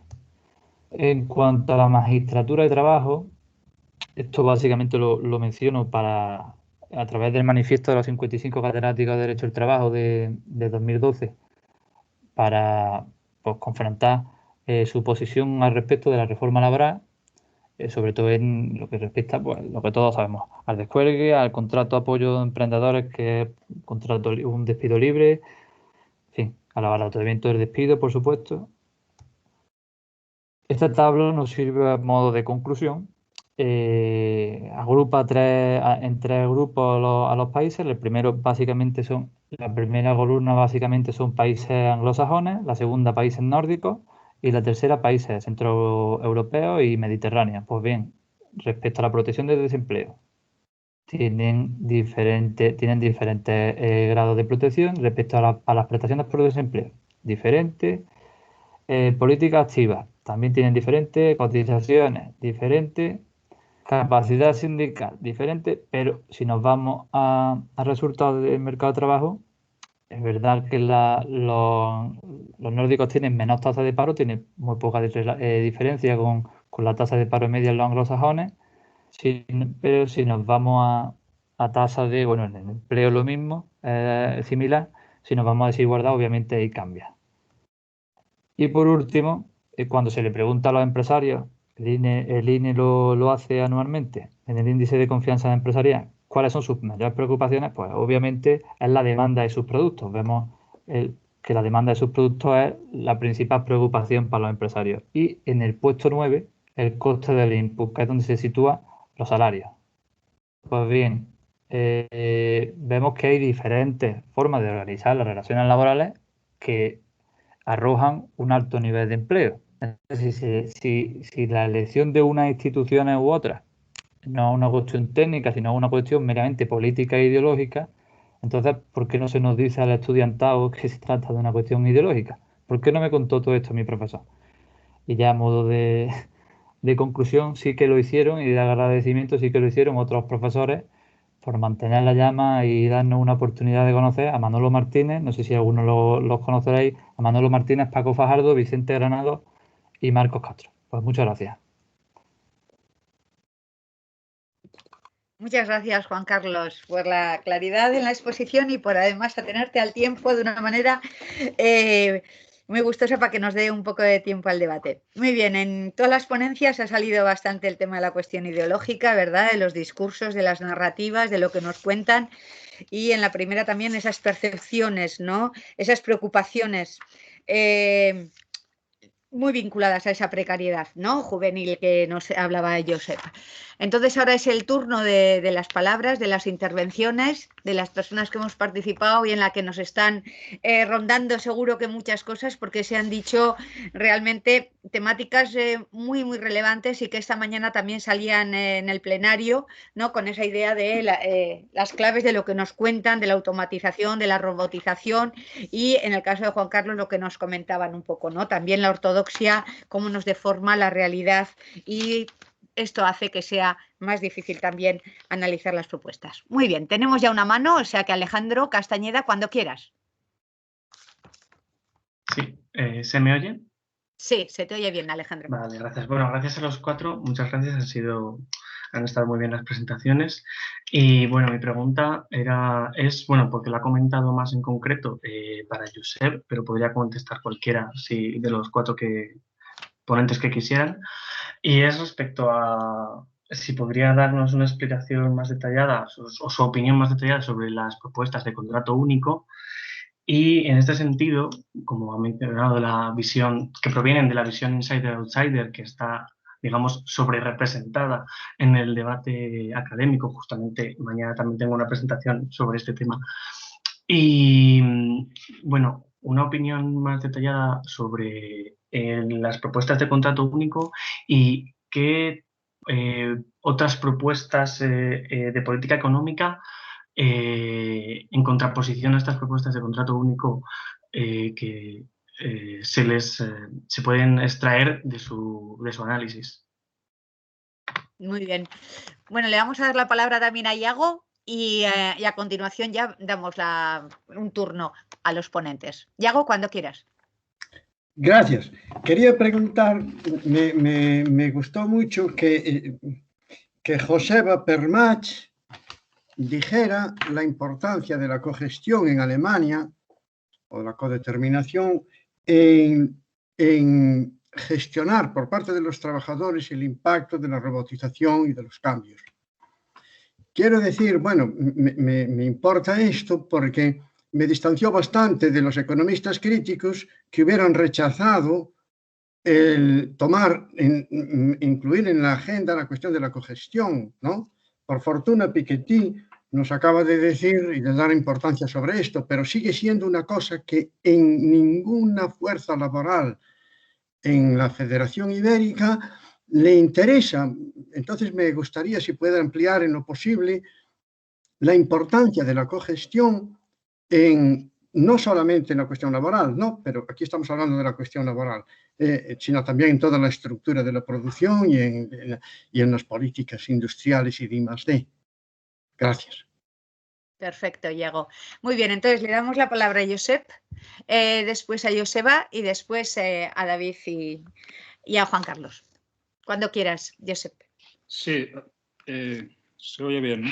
Sí. Sí. A ver, bueno, las dos cuestiones planteadas, ¿no? El tema del contrato único, la opinión. A ver, básicamente, el contrato único es cambiarle de nombre a una cosa que no va a resolver el problema de temporalidad. Digamos que la argumentación tradicional sobre por qué un contrato único es que se supone que vas a disminuir la temporalidad, lo cual no es cierto, ¿no? ¿Por qué? Porque digamos, el debate de fondo es la temporalidad se debe a los contratos, la temporalidad se debe al modelo productivo y a las formas de gestión empresarial. Entonces, dices, si se debe la regulación estrictamente a que existe un contrato temporal y por eso las empresas utilizan contratos temporales, este debate lleva a un sitio sin salida, por decirlo de una forma, porque primero no es la causa, no es la regulación, sino que es más el modelo de gestión empresarial y, como digo, la estructura productiva en parte también, pero bueno, están vinculadas las dos cosas, y en ese sentido cambiarle el nombre, homogenizando los costes de despido a las dos modalidades, en realidad no soluciona el problema de la temporalidad. Vamos a tener temporales, pero de otra forma. Y por poner un ejemplo, en el Reino Unido no existe la diferencia entre indefinido temporal, o en Estados Unidos no existe la diferencia entre indefinido temporal, y la temporalidad es más baja que aquí. Es que no es un problema, por lo tanto, de modalidad, sino de prácticas de gestión más bien, ¿no? O incluso dentro de España, teniendo un territorio nacional, teniendo la misma legislación, todo el país, en términos de contratos, encontramos tasas muy diferentes, ¿no? ¿Por qué se plantea esto? Básicamente yo creo que es una estrategia de abaratar costes de despido y flexibilizar más, y en definitiva abaratar costes salariales. Y en ese sentido, digamos, no veo yo que esto solucione absolutamente nada, ¿no? Más allá de cambiar el nombre. Alternativas. Yo creo que cualquier alternativa pasa por tocar diferentes puntos. Digamos, no es solamente una cuestión de legislación, que también lo es, evidentemente, pero también es necesario cambiar especializaciones productivas, modelos productivos, modelos de gestión, ¿no? Digamos, se requiere una estrategia mucho más global. En ese sentido, por lo tanto, las políticas deberían de ser mucho más amplias, considerando diferentes patas, digamos, diferentes ámbitos de la actividad económica, no solamente lo que es el aspecto regulador, ¿no? Hasta ahora estamos muy acostumbrados demasiado de ver cómo se hacen, sobre todo, reformas laborales o leyes laborales, modificaciones laborales, sin tocar nada del resto de aspectos. Y, por ejemplo, una cosa que se ha puesto de manifiesto con la crisis de 2008 y la posterior recuperación es que ahora mismo ha caído la temporalidad, por poner una dimensión de precariedad y un poco de lo que estamos hablando respecto a modalidades contractuales, porque básicamente se ha destruido mucho empleo en construcción, que era un fuerte lugar de elevada temporalidad, pero simultáneamente con la recuperación lo que ha pasado es que se ha dispersado muchísimo más la temporalidad. Vemos que es mucho más general en muchos sectores donde no lo era antes, ¿no? Entonces, bueno, esto responde en gran medida a estrategias de adaptación a un nuevo contexto, a una nueva incertidumbre, y esto es un poco una muestra, para mí por lo menos, de que necesariamente tienes que tocar muchas cosas, ¿no? No solamente la legislación, sino otros ámbitos. Y un poco, bueno, esto es más complejo, evidentemente, pero yo creo que es un camino que hay que iniciar, un camino que hay que abordar, ¿no? Y que poco está es la cuestión. No sé si queda más o menos claro, pero bueno, en cualquier caso, cualquier amplio lo que queráis. Vale, Josep, muchas gracias. ¿Joseba? ¿Se me oye? Sí, se te oye. Bien, yo lo que comenté, y estoy de acuerdo también, yo creo que bueno, se hacía una mención a lo que había comentado yo del caso alemán, pero creo que hacía más también mención al tema de las decisiones políticas sociales, ¿no? Que también creo que, Yolanda, has comentado tú, ¿no? Yo, en primer lugar, sí me gustaría comentar una cosa que menciono en la comunicación y me parece que es clave, ¿no? O sea, Marx hablaba de la fetichización de la mercancía y aparecía pues los productos generados, creo que habla, por la mano de obra, pues que adquirían vida propia, ¿no? Yo creo que en el caso de los robots, este es, por decir una manera, la fetichización, ¿no? elevada al máximo, ¿no? Y por lo tanto, los robots y el proceso de robotización aparece como, bueno, como si tuviera vida propia y no hubiera decisiones políticas, sociales, económicas detrás, ¿no? Yo creo que lo primero que tenemos que poner en evidencia en eso, es que el proceso de robotización y digitalización está en manos de alguien y hay alguien que está tomando decisiones. Obviamente, bueno, las decisiones que se puedan tomar por parte de las instituciones políticas, estatales, etcétera, etcétera, pueden ser en una dirección u otra, pueden ayudar o no, o como ha comentado Daniel Albarracín, pues por ejemplo ahora los fondos europeos pueden utilizarse en una dirección o o en otra, ¿no? Y de hecho, esos procesos de robotización y digitalización han contado históricamente y van a contar en estos momentos con ingentes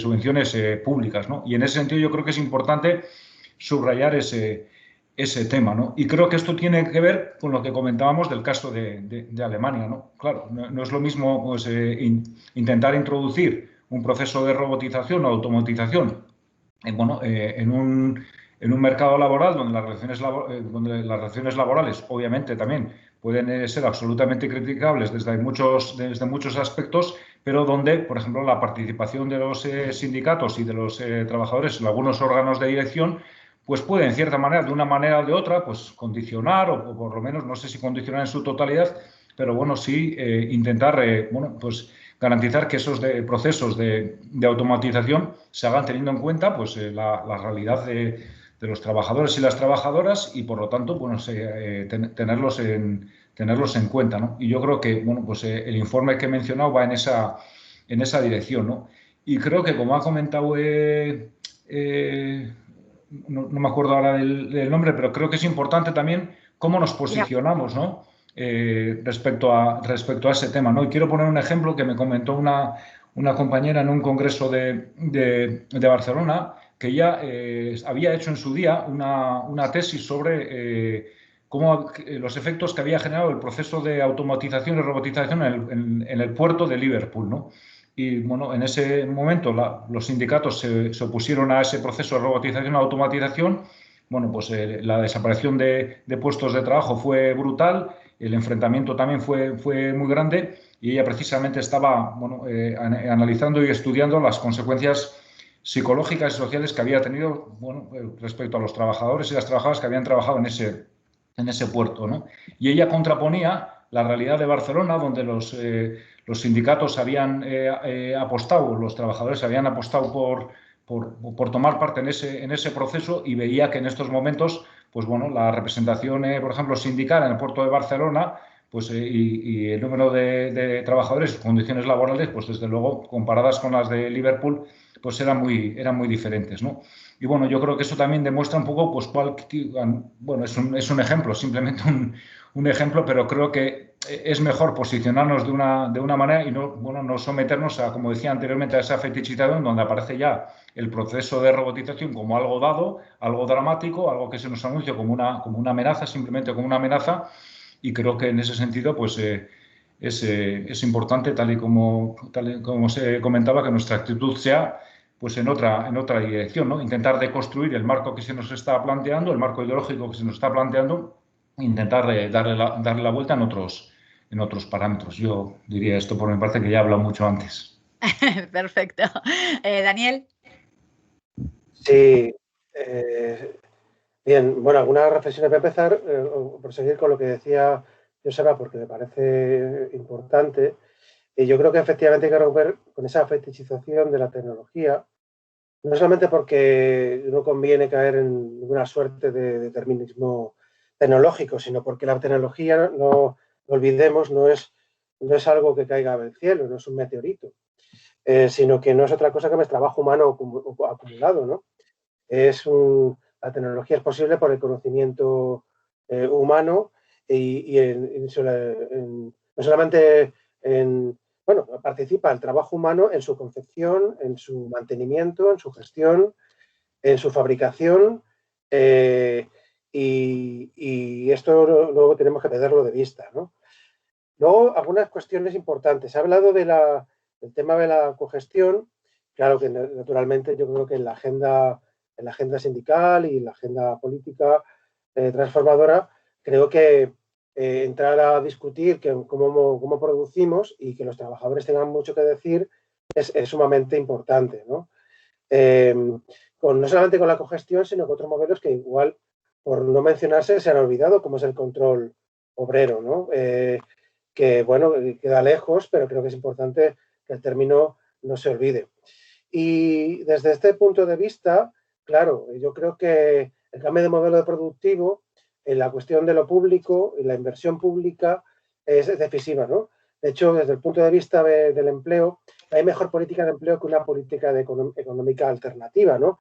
En la que el sector público tenga un papel protagonista en la inversión pública dirigiendo iniciativas de transformación productiva claves, ¿no?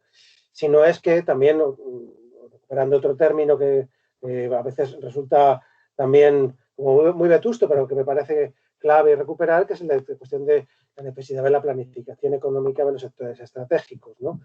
Que queda lejos por la dificultad de conseguirlo, pero que es importante que no se nos olvide de que existe esa posibilidad. Y sí, por último, yo coincido con la interpretación de Bañols en relación al contrato único, que persigue desdibujar los modelos, o sea, confundir los modelos inestables sin garantías con el contrato de contratación indefinida, en la que efectivamente lo que queda indefinida es la duración, ¿no? Y lo que queda completamente desdibujado son las garantías y la causalidad en el despido, sobre todo porque la clave, la disciplina laboral, cada vez tiene menos que ver con el control disciplinario dentro del trabajo, aunque también, sobre todo con las nuevas prácticas de post-war, sino que sobre todo la fórmula fundamental de disciplina del trabajo es la amenaza precisamente del despido, ¿no? Que hace que pues a la gente no haya que decirle absolutamente nada para que se aplique al máximo, porque sabe que si no cumple los objetivos establecidos puede sufrir el desempleo. Bueno, estas eran un poco las notas que había apuntado para decir y unas preguntas, adelante. Perfecto, Daniel. Muchas gracias. Juan Carlos, ¿quieres comentar algo ante estas cuestiones? Sí, vale, sobre el contrato único, que básicamente Sí. está todo inventado, es abaratamiento del despido, dándole un lustre de modernidad con el cambio de nomenclatura, pero es lo mismo de siempre. Y luego también incurre en el error que existen trabajos de naturaleza indefinida y trabajos de naturaleza temporal, con lo cual no se puede homogeneizar de esa manera. El objetivo que tiene, yo lo veo claro, es abaratamiento del despido. Muy bien. Muchas gracias. Vale, pues vamos a hacer otra ronda, a ver si alguien se anima. Y mientras alguien se anima a levantar la mano, sí me gustaría hacerle una pregunta a Josep sobre...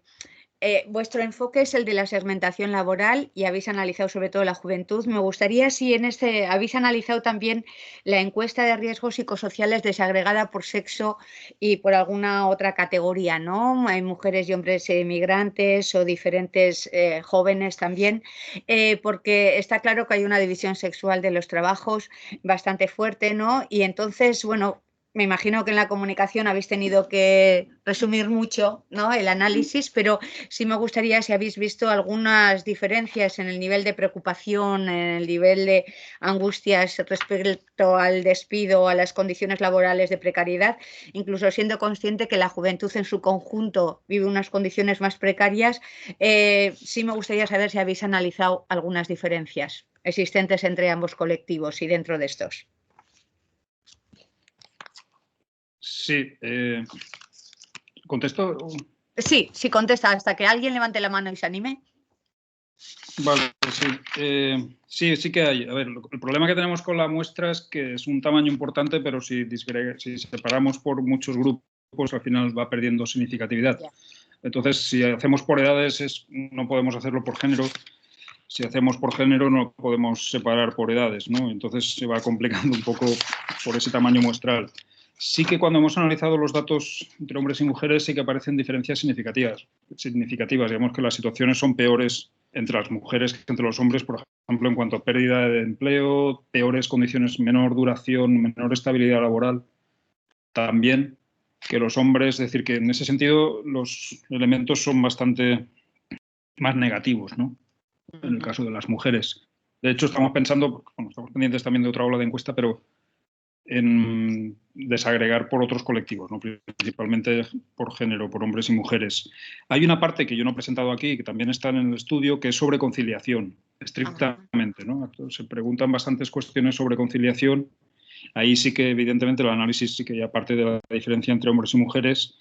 Y también claramente aparecen pues, muchas situaciones, digamos, en términos de calidad de vida bastante más negativas para las mujeres, ¿no? Por ejemplo, pues, continuos conflictos por la doble presencia, problemas, interacciones muy estrechas entre formas de gestión empresarial, dobles jornadas, horarios laborales incompatibles. Hay todo un campo aquí que estamos todavía viendo cómo lo explotamos un poco más. Pero, vamos, sí que en general, como digo, considerando otras preguntas y otros aspectos de la encuesta que no he presentado aquí, que no he comentado, y aparece claramente un sesgo muy negativo, ¿no?, digamos, hacia la situación de las mujeres. Y si además consideramos también los datos de conciliación, pues fuera de la esfera laboral mercantil, también un empeoramiento, ¿no?, y unas peores condiciones en general de tiempo de vida, ¿no?, para el caso del colectivo femenino, ¿no? Muchísimas gracias, Josep. Como no hay más preguntas, sí me gustaría preguntarle también a Joseba y a Daniel en el tema de la robotización. Y bueno, Joseba mencionaba, ¿no?, mucha documentación, muchos informes que se han presentado y luego las lecturas un tanto sesgadas de los mismos. Pero cuando se habla de esa destrucción de puestos de trabajo, muchas veces estamos pensando en la industria, ¿no?, en la gran industria o en las diferentes industrias. Y bueno, hemos visto también que en el caso de Japón, bueno, la robotización también se utiliza en servicios personales, ¿no?, cercanos, etcétera. ¿Cuáles son los empleos que en estos informes son más susceptibles de ser sustituidos o complementados por la robótica? ¿Son empleos más masculinizados, más feminizados? ¿Habéis analizado algunas diferencias en estas expectativas de lo que se da y en el discurso? ¿O cómo se presenta esto a nivel poco más de análisis, ¿no?, de toda la información que se va recogiendo en estos informes que habéis analizado? Bueno, ¿respondo yo? Sí, Joseba, empiezas tú, sí. Bueno, yo diría que, o sea, por lo menos de los que he mirado yo, no hay un tratamiento de género, ¿no? Sí es verdad que luego, como dices tú, pues la división sexual del trabajo y de los empleos es clara, y en ese sentido se puede orientar de una manera o de otra, ¿no? Yo creo que respecto a lo que sí es eso, yo creo que sí es algo que llama la atención, es que, bueno, probablemente en los que son puestos de trabajo a desaparecer, yo creo que podemos encontrar de todo, ¿no? Yo creo que hay puestos de trabajo muy relacionados con lo que puede ser un empleo industrial clásico, ¿no?, donde, bueno, pues el género masculino ocupa un porcentaje mucho mayor. Pero bueno, tenemos muy cercano y muy real, pues por ejemplo, los procesos que estuve el año pasado en unas jornadas organizadas por el sindicato Lab, donde ellos, por ejemplo, veían como en el sector servicio y sectores donde la participación de las mujeres es muy importante, por ejemplo, en el tema de los grandes supermercados, en las cajas, en las formas de cobrar, cómo se estaban produciendo, poniendo en marcha procesos de automatización que generaba la pérdida de puestos de trabajo, ¿no? Entonces, yo creo que en ese sentido sí hay, bueno, podemos encontrar dentro de esas tareas, en el caso creo que de Frey y Osborne hablan de 600 tareas, y por lo tanto, bueno, pues son un sinfín y podemos encontrar de una manera o de otra, ¿no? A mí lo que sí me sorprende de todo esto, o lo que sí me gustaría subrayar con el tema de género, aunque creo que al final, pues corriendo deprisa, he mencionado algo, es que en todos los informes, en todos, se reconoce en forma interna que el tema o el sector de los cuidados es precisamente un sector que va a generar cada vez más puestos de trabajo, ¿no?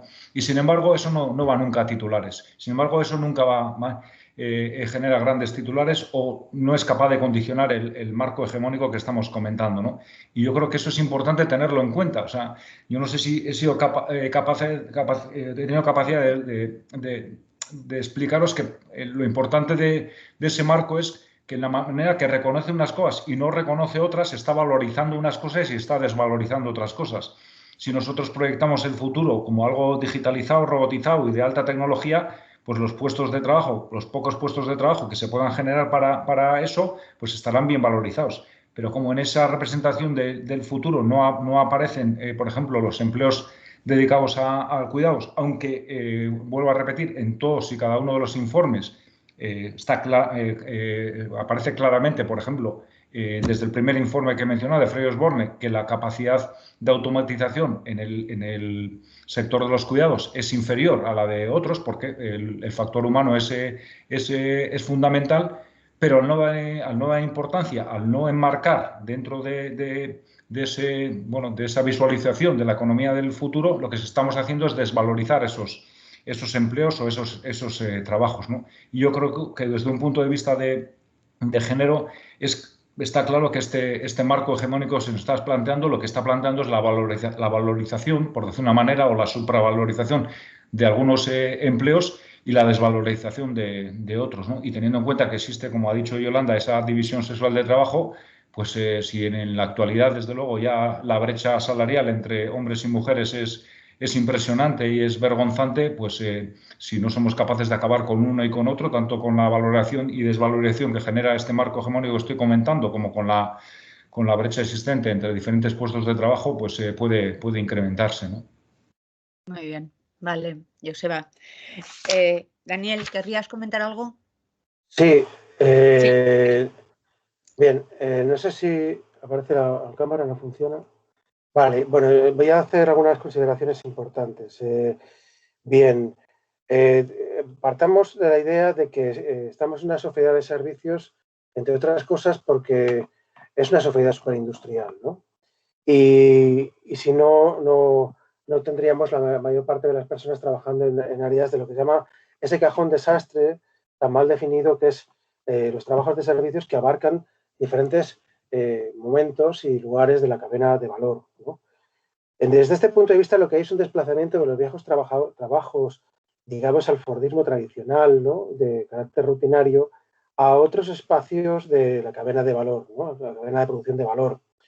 En el momento anterior, en las finanzas y en la cuestión de la concepción, ¿no?, ingeniería y demás. En el momento, en el mantenimiento de las industrias, pues con tareas de mantenimiento, reparación y transporte.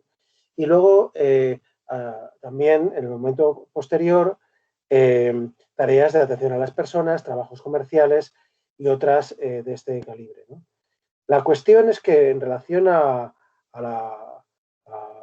papel, la cuestión de la mujer y las tareas de reproducción que no solamente están en el ámbito familiar, sino que también se incorporan en el proceso de producción y de la relación salarial, efectivamente, buena parte de esos trabajos que ocupan mayormente la división sexual de trabajo a las mujeres, que son muchas veces relacionadas con la atención a las personas en sus diferentes formatos, vienen a coincidir precisamente, a pesar de su utilidad social indudable, con un peor reconocimiento salarial, ¿no? Y de una mayor dificultad de desarrollo de la carrera profesional, ¿no? Bien, dicho esto, también es importante señalar una cosa en cuestión del empleo, ¿no? Creo que, aunque asistimos a una reorganización del trabajo enorme, con la aparición de grupos semiautónomos y una movilidad interna de las personas a lo largo de diferentes sectores, el balance del empleo, como digo, insisto, no está claro, ¿no? Las innovaciones tecnológicas causan una transformación profunda, pero el balance del empleo no solamente depende de esas cuestiones sociotécnicas de la organización del trabajo, sino sobre todo que tiene que ver con las políticas económicas y con la regulación del empleo, ¿no? Yo creo que esto es importante reflejarlo para que no quede perdido este punto de vista. Muy bien, vale, perfecto. Entonces, nos quedan 5 minutos. Me gustaría saber si alguien quiere comentar algo, quiere decir algo, aparte de los miembros de la mesa. Josep, estoy a la palabra, Josep. Sí, no, muy rápidamente es añadir un poco lo que estaba comentando Daniel, ¿no? Que también yo hace muchos años que trabajaba estas cosas y recuerdo ya artículos muy, muy antiguos de Heeman, por ejemplo, otros estudiosos de las relaciones laborales en las cuales se insistía en estos trabajos la importancia del modelo para la introducción tecnológica, el modelo de relaciones laborales y, en definitiva, la tecnología no es algo neutro, ¿no? sino que su introducción está muy condicionada, las formas de introducción está muy condicionada precisamente por el modelo social, por las relaciones laborales. Y hay una cuestión que sí que, además con todo el confinamiento que vivimos, por lo menos aquí los valencianos, que me llama cada vez más la atención y es no solamente el impacto en términos de empleo, sino el impacto también en términos de pautas de consumo, pautas sociales y modificaciones que en última instancia también pueden afectar ya no tanto el volumen de empleo, que yo estoy de acuerdo en que esto es mucho más complejo, sino las tareas concretas, ¿no? Y en esa transformación importante que se puede producir de las características de los puestos.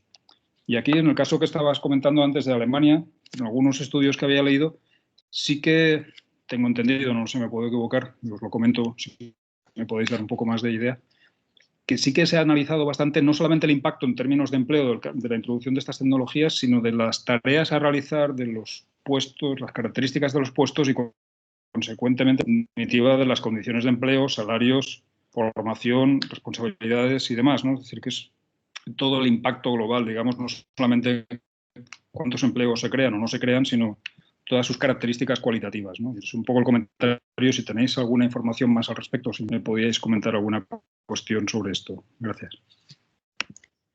Vale, Josep. ¿Alguien quiere comentar algo sobre la situación de Alemania? Pues será una tarea, seguro que igual sale mañana en algún sitio, si no para las próximas jornadas. Nos quedan 4 minutos de sesión para ir cerrando. Entonces, bueno, sí me gustaría, ¿no?, la última ronda para ponentes, si queréis comentar alguna cosa, así que os haya surgido del debate o de vuestra ponencia y que no hayáis podido explicar. Ahora tenéis 3 minutos para hacerlo.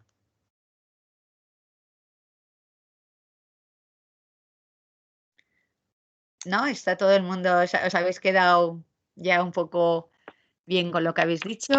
Josep, ¿quieres comentar alguna cosa? No, bien, no hay ninguna. Como Si que alguien tiene veo alguna que duda, está haciendo... sí, me he equivocado con... Vale. Pues bueno, si nadie quiere decir nada y es la hora ya del café de la tarde y del descanso antes del siguiente plenario de las 6, pues agradecer a los 4 ponentes que habéis estado aquí y a las personas también que han participado en las comunicaciones, porque realmente es un tema apasionante, es un tema de una actualidad enorme y además que es un reto de futuro y de nuestro imaginario colectivo. Una gran parte, por ejemplo, de mi alumnado tiene una esperanza terrible en la digitalización, automatización, robotización, un poco lo que esta mañana se comentaba, ¿no?, de estos futuros. Que a veces parecen un poco distópicos, pero que me ha gustado mucho la idea vuestra de que esto es una decisión política y de que no surge, ¿no?, así por mandato divino, ¿no?, esa fetichización de la que hablamos, ¿no? Entonces, bueno, muy interesante. Muchas gracias por vuestras aportaciones y seguimos en el plenario. Eskerrik asko guztiei. Eskerrik asko zuei. Adiós a todos y todas. Gracias. Hasta luego, salud. Muchas gracias. Hasta luego. Adiós. Muchas gracias.